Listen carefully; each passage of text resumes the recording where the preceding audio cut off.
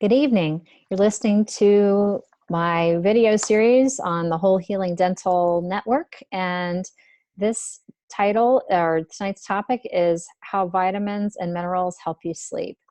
This is being released in conjunction with my new book that's called Solve Your Sleep for Better Health. And without further ado, I'd like to share my video presentation for you about vitamins and sleep. So 1 second.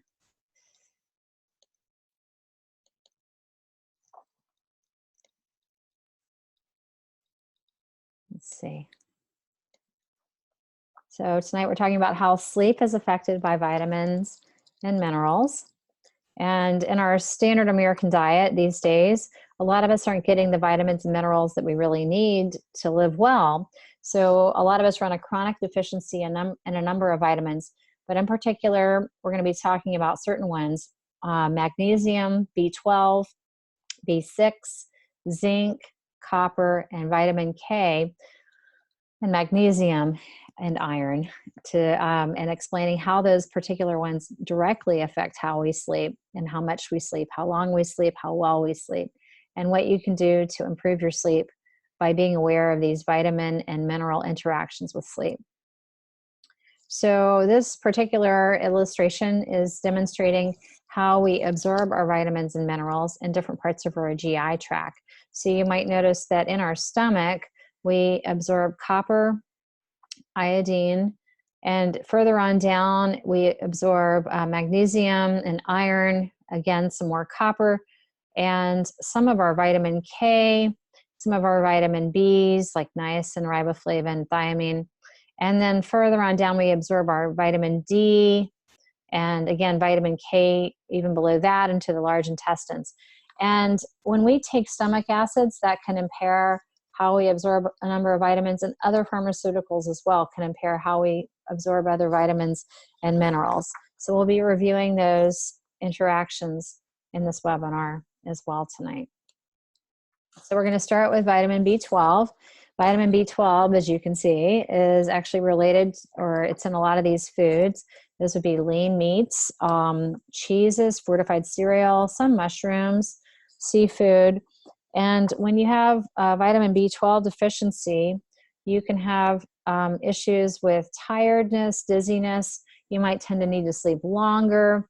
You may be anemic. You may have pale skin, pale gums, heart palpitations, vision loss, depression, constipation, or diarrhea. And this is more likely to occur if you have a vegan or a vegetarian diet, hyper or overactive thyroidism, or other dietary troubles like Crohn's disease. Also troubles like atrophic gastritis, which is when your stomach lining has thinned, pernicious anemia, which is where it's just hard for your body to absorb B12 through your GI tract, and celiac disease, bacterial growth or parasitic growth, immune system disorders in general. So you can eat some of these troubles away by eating more of the foods that contain vitamin B12. But be aware that pharmaceuticals such as metformin, which is a very common one for diabetes treatment, people that are on metformin really should be taking a vitamin B12 supplement either by an injection or by taking a lozenge under the tongue to absorb it. This way it bypasses the GI tract. And if you take corticosteroids such as prednisone or decadron, which I've had to do on occasion for a really bad tooth infection, those can also deplete your vitamin B12 supplies.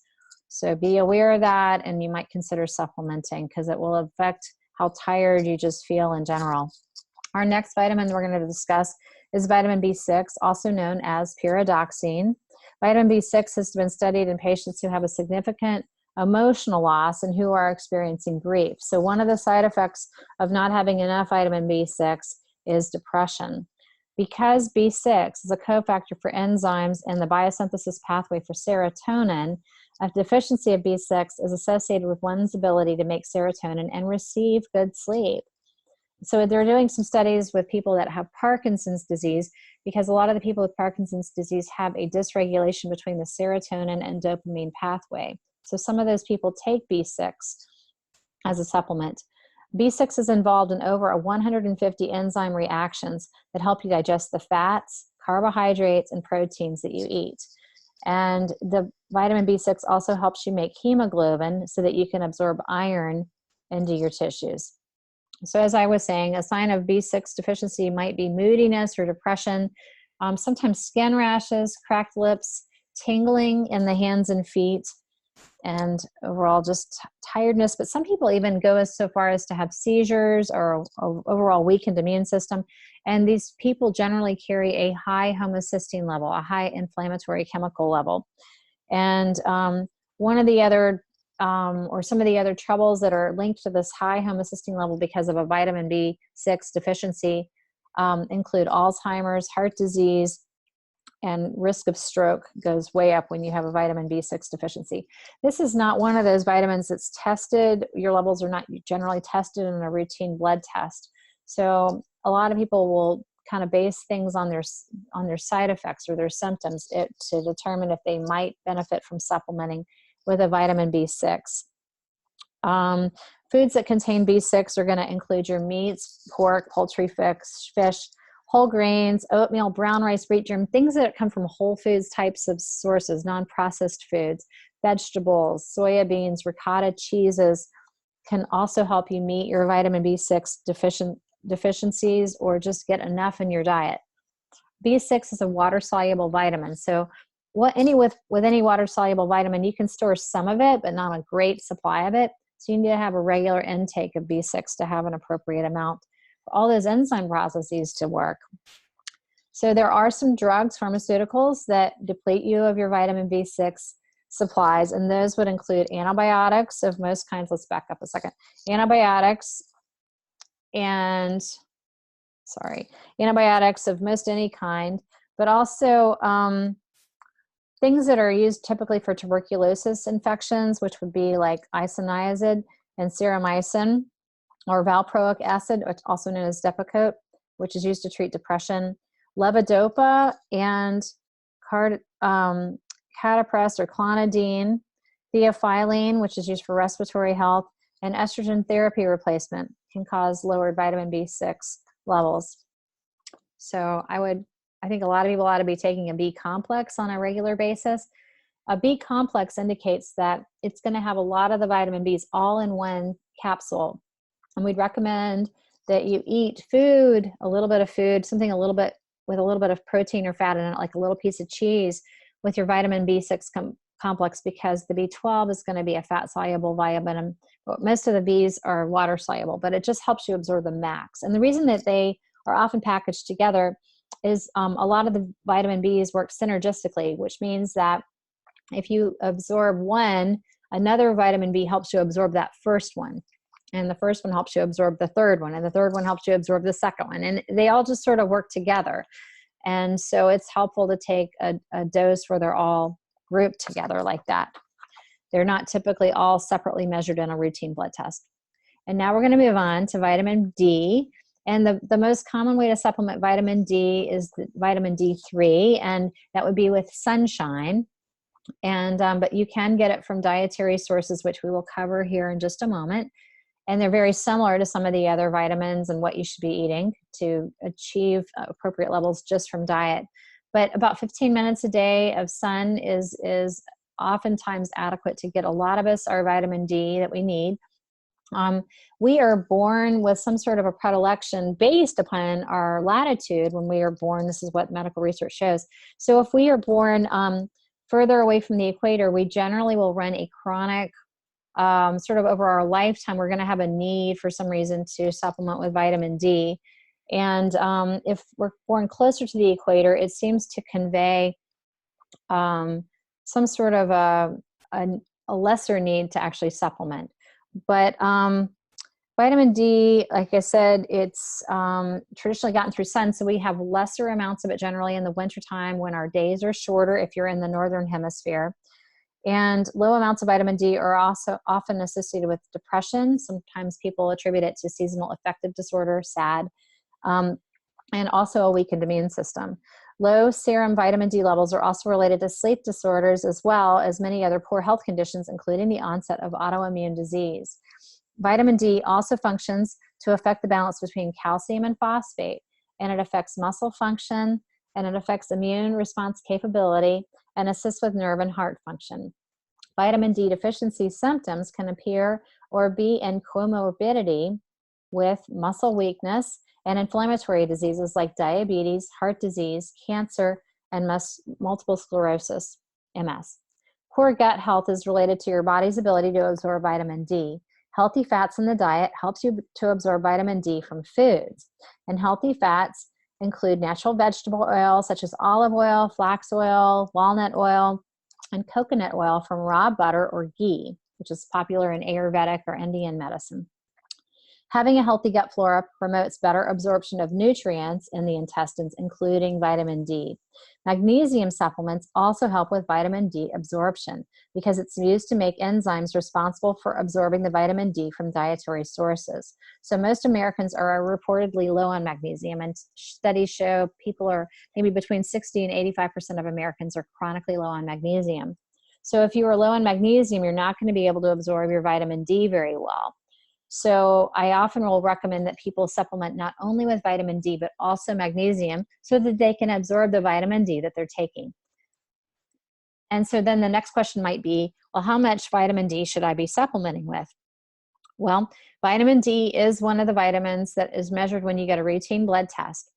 And how much you supplement with is dependent on what your current blood level is. Some of the medical associations out there associate a so-called low vitamin D blood serum level, if your number is less than 30 nanograms per deciliter. However, there's quite a range of what's considered low or appropriate. If you had a range between 70 and 100 nanograms per deciliter of vitamin D3, that would be helpful. So to say that you were not low until you hit a threshold of below a 30, there's a huge difference between a 30 and a 70. So what I'm saying to you is I wouldn't wait till you're around 30 before you supplement. Since a lot of us don't get blood testing done on a routine basis, if you're questioning if you're low, so if you have the following symptoms where you're just feeling kind of more tired or depressed, you might want to consider trying a vitamin D supplement.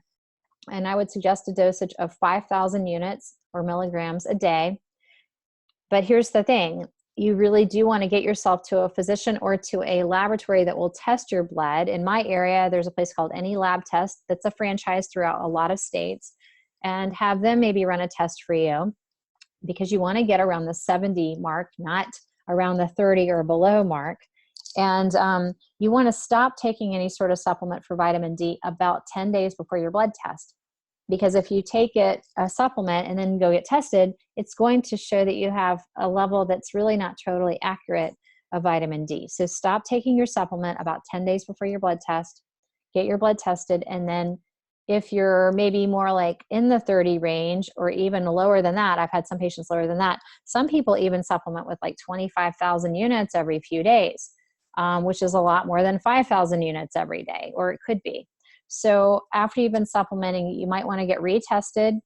This is usually something that you walk with a doctor so that you are aware of your current level and how you're progressing so that you get your levels up. So like I said, this vitamin, when you're low in it, it's also associated with a number of chronic disease inflammatory processes like cancer, like Alzheimer's, cardiovascular problems, and diabetes. And poor gut health is going to influence things, and magnesium is going to influence how you absorb your vitamin D. So who all out there should supplement? If you're taking statin drugs, and we have millions and millions of Americans taking statin drugs for cardiovascular troubles, those are actually going to deplete your vitamin D stores. So most of those people really probably should be taking a regular dose of vitamin D or getting out in the sun every day. If you take medicines for tuberculosis, you should be supplementing with vitamin D. Laxatives on a regular basis will also affect your vitamin D levels because you absorb your dietary vitamin D through your intestines, where the laxatives are going to be making you poop the stuff out before you have a chance to absorb it. And drugs that activate the pregnein X receptor can also lead to deficiency symptoms in vitamin D. And there's a lot of those types of drugs. So let's go over a chart because there's so many of them. These would include anti-epileptic drugs, anti-neoplastic drugs, antibiotics on a regular basis, anti-inflammatories like nifedipine and spironolactone, antiretroviral drugs, antihypertensive or blood pressure drugs, including nifedipine and spironolactone, and endocrine drugs and herbal medicines, in particular kava and St. John's wort. These can all affect this pregnane X receptor and therefore possibly affect or deplete you of your vitamin D stores. So if you're on these drugs on a regular basis for different reasons, it's even more important, I would say, that you get your test done, your blood test done, so you know your level and know if and how much you should supplement with your vitamin D. And one of the best ways to ensure that you're getting all these vitamins is to look at the inflammation that you have overall, your health troubles that you might have, and try to get a handle on these troubles.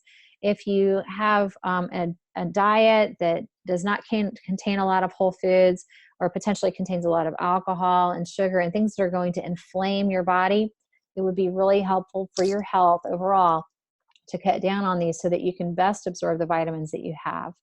If you've been on antibiotic regimens in the last few years, it's important that you probably regenerate the type of bacteria that you need in your gut, because antibiotics kill indiscriminately these bacteria.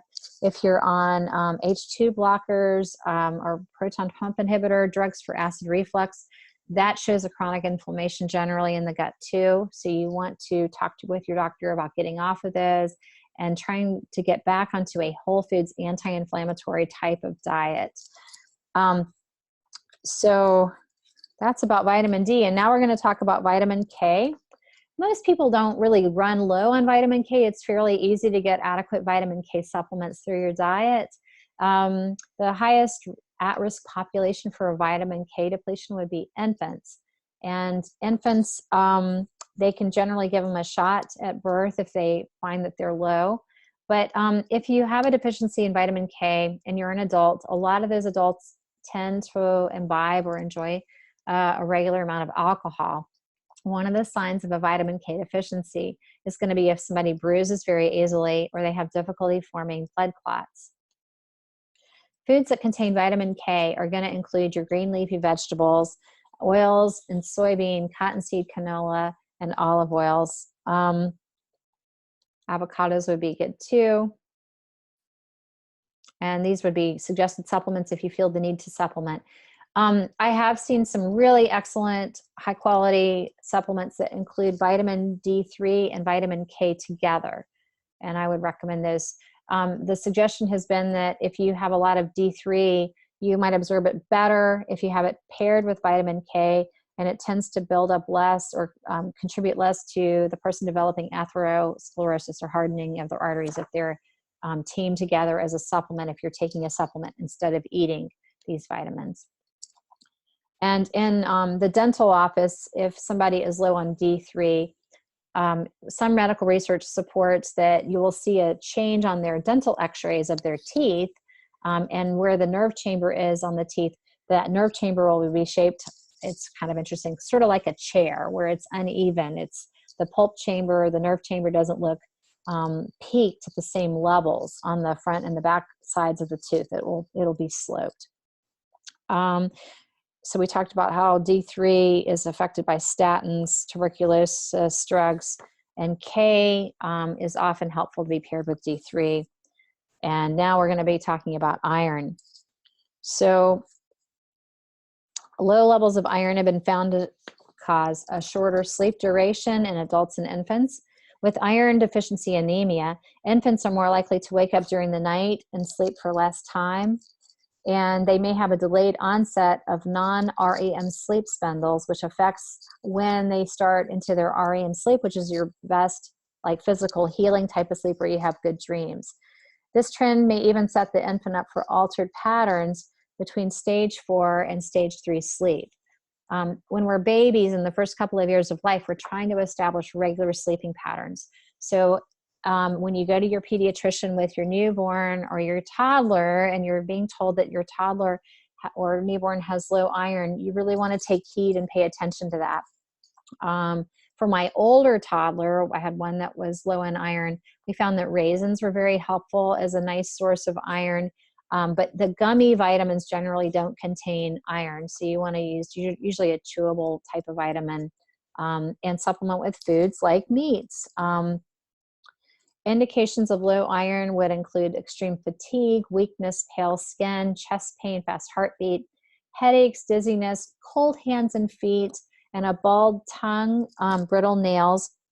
And foods that contain green leafy vegetables like salads would be a non-heme or non-meat source of iron that's helpful. But you can get a good bit of your dose of iron for the day in about 3 ounces of red meat, fortified breakfast cereal, a half a cup of tofu, a quarter cup of wheat germ, a half a cup of beans, an ounce of pumpkin or squash seeds, and about a half a cup of raisins. And pharmaceuticals that lower your iron levels are going to include levothyroxine, which is going to be, if you're hypothyroid, a lot of people are taking levothyroid. Also Tagamet, Pepcid, and Zantac, which are over-the-counter or prescription pharmaceuticals for acid reflux. Again, I want to say that these pharmaceuticals for acid reflux, if you read the fine print, they're really intended for an acute issue, something that you would use for maybe up to a couple of months. And during that time, you're supposed to be getting, making some personal changes in your lifestyle so that you can now get off of those. Those cut down on the stomach acid you produce, which is going to cut down on your ability to absorb a lot of different vitamins, including iron and magnesium. So we don't want you to be on those for many, many years. And you can use supplements like throat coat tea, herbal teas, or Swedish bitters a lot of times to help wean yourself off of those.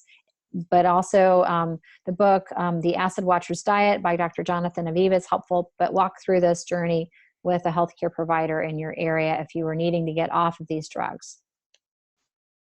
So magnesium is one of my personal favorite supplement recommendations. I call it the $6 solution for sleep. Magnesium has an effect on sleep duration, and it increases quiet sleep and decreases active sleep. In infants, you need to have a conversation with your pediatrician because the dosages of magnesium can affect sleep patterns that potentially influence the sleep pattern of a developing baby that will go on into their childhood and maybe even early adulthood. So it goes on for years, these effects. Expectant mothers taking magnesium sulfate had more active sleep without REM. And in the elderly, magnesium supplements apparently have been found to reverse age-related sleep changes, like less REM. We get less REM when we're older, but more studies are needed to fully appreciate the effects of how much more we can affect or increase our REM sleep when we're elderly and we're taking a regular magnesium supplement. So indications of low magnesium are going to include muscle soreness, spasms, or tightness. Kind of like that creaky feeling when you get up out of bed in the morning and you're just feeling sort of achy. That could be a sign of magnesium deficiency. So if you're very, very severe with magnesium deficiency, you could have convulsions. It's because your muscles get so tight. Calcium is sort of like, think of it in some ways as sort of like the opposite of magnesium. They're both different elements and have their own properties. But calcium enables you to contract muscle. Magnesium allows you to relax muscle. And you need enough magnesium to keep the calcium sort of in check or keep the calcium in your bones instead of just contracting muscle. And so a lot of us are low. They say 60 to 85%. We reviewed how magnesium helps us absorb our vitamin D, but it also helps keep our calcium in check. And it can make such a huge difference in how much sleep and how deeply you can sleep. So if you also are low on magnesium, you can have PMS or mood swings. And some of my favorite foods contain magnesium, including dark chocolate, nuts, avocados, legumes, pumpkin and flax and chia seeds, whole grains again, salmon, mackerel, bananas, and our green leafy vegetables. You can't get away from those green leafy vegetables. But if you don't have enough magnesium, you're going to feel generally just tired, but you get your regular heartbeats, and it can contribute to anemia and insomnia. So Other ways to ingest magnesium. Let's say you have IBS, irritable bowel syndrome, which is about 1 in 5 people these days, or you have Crohn's disease, you have troubles with diarrhea, because magnesium is also put in constipation medicine. So if you're having the opposite of constipation, diarrhea, you don't want to be making that worse. So then you could still run a deficiency in magnesium. And then to get enough magnesium in, 2 ways to do it would be with either the cream, magnesium built into a cream that you absorb through your skin, or take an Epsom salts bath before you go to bed. Epsom salts is magnesium sulfate. You can also buy a liquid form of magnesium. This would not bypass your GI tract, but if you have trouble swallowing pills, because magnesium pills can be rather large, so the liquid magnesium might be easier for some people to handle if pill swallowing is not easy. Pharmaceuticals that affect magnesium levels are going to include those proton pump inhibitors that we've been talking about, because they also affect your iron. So that would include omeprazole, lansoprazole, and ritonavir. These are widely used, and they reduce stomach acid, and so then the magnesium is digested. Magnesium is digested because of the stomach acid, and since these reduce the stomach acid production as much as 95%, then you don't absorb your magnesium. So they say that after only a month of being on these types of drugs regularly, you really don't have any magnesium left in your body. So it's really important, like I said, to get off of these drugs after you've been on them for a short while. Patients also taking loop and thiazide diuretics, hydrochlorothiazide, these types of cardiovascular medicines are an older class, and they have a lot of other side effects, but one of them is they deplete you of magnesium, which now you know you need to kind of keep your calcium in check, which contracts cardiac and regular muscle. So you might also want to talk to your doctor if you're on a hydrochlorothiazide about some of the more modern medicines that may not have that side effect of depleting you of magnesium. Also, potassium retaining agents like meluride, trimethoprim, and spironolactone, and also in patients using digoxin, the magnesium prevents cardiac arrhythmias. Magnesium helps prevent atrial fibrillation in digoxin users, but in patients who have congestive heart failure, digoxin can prevent absorption of magnesium, with the reabsorption of magnesium in patients leading to a life-threatening problem. So please talk to your doctor about supplementing if you're on these medications. That can really be a life or death matter in some cases. If you're taking corticosteroids, they can deplete you of magnesium. Also, estrogen therapy for those menopausal women out there, that can also deplete magnesium levels, and therefore, because it's not keeping your calcium in your bones, can contribute to you developing osteoporosis. So magnesium, like I said, it's one of my favorite supplements because A, it's so inexpensive, and B, it causes or creates so many wonderful health benefits when you have an appropriate amount. So I want to now talk about zinc and copper, and I've grouped these two together because they really have a relationship together. They sort of keep each other in check. There's a ratio, a balance. And so when I recommend that you might take zinc or copper, you can buy some supplements where they've actually paired these two together. You need very little copper. It's a trace element that you need just a little bit of, and it's something like maybe 1/16 copper to a little bit to the zinc that you take. Some of the signs and symptoms can be similar if you're low on one or the other, which is kind of interesting since they're sort of inversely related to one another. So symptoms of low zinc are going to be an inability to smell or taste, underactive thyroid, fatigue, brittle nails, hair loss, dry skin or hair, and lowered sex drive in women, and ED, erectile dysfunction in men. The reason it can cause that low sex drive or ED in men and or women is it affects the biopterin pathway, which inadvertently is going to affect the nitric oxide pathway, which creates that ability to have an erection in men and create an erection in the clitoris in women. So low sex drive is a sign of a zinc deficiency. Foods containing copper and zinc are going to include meat, shellfish, legumes, seeds, nuts, dairy, and eggs, and whole grains again. And low copper, remember, they're very similar to low zinc. A lot of these, it's going to be increased fatigue, problems with memory or learning, pale skin, premature gray hair rather than dry hair, weak and brittle bones, frequent illness, difficulty walking, vision loss, slow wound healing, loss of taste, and there again, sexual dysfunction. So some of those are kind of similar to zinc issues. Drugs that deplete zinc are going to include myambutol, which is used, it's another TB medicine. Those TB medicines cause a lot of troubles. Corticosteroids, prednisone. Corticosteroids also cause a lot of vitamin depletions. ACE inhibitors, which are very common. These would include Lotensin, Capitan, Vasotec, Monopril, Prinavil, Zestril, Acupril, and Altase. Very popular, very widely taken by a lot of people. So people that are on these drugs really ought to be also supplementing with zinc, because it will cause that ED, because you can't make nitric oxide, which is also going to make it where we're more likely to have atherosclerosis, hardening of the arteries, and just overall less energy. If you take these thiazide diuretics, they are also linked to zinc deficiency. Talk to your doctor about the newer classes of drugs. Some of those don't have the same vitamin depletions that the hydrochlorothiazide types of drugs have. Also, if you take, some of these same medicines for stomach acid, Tagamet, Pepcid, and Zantac will also lower your zinc levels. So overall, just in summary, there are certain vitamins that are going to decrease how long you feel like you need to sleep. When you're short on these vitamins, you're going to feel like you have low energy, and those would include B12, copper, and vitamin K. And the types of vitamins that are going to help you extend your sleep, if you're not sleeping in long enough, but you'll have other health issues in conjunction with not sleeping long enough. If you supplement with iron, magnesium, and zinc, you'll feel like you can sleep better, deeper, and longer. And that is about the end of my slideshow. We are going to try to do these webinars at 7:30 p.m. on Tuesday evenings, Eastern Standard Time. Every week we feature a different webinar about how to sleep better, how to solve your sleep for better health, in conjunction with the book entitled the same, Solve Your Sleep for Better Health.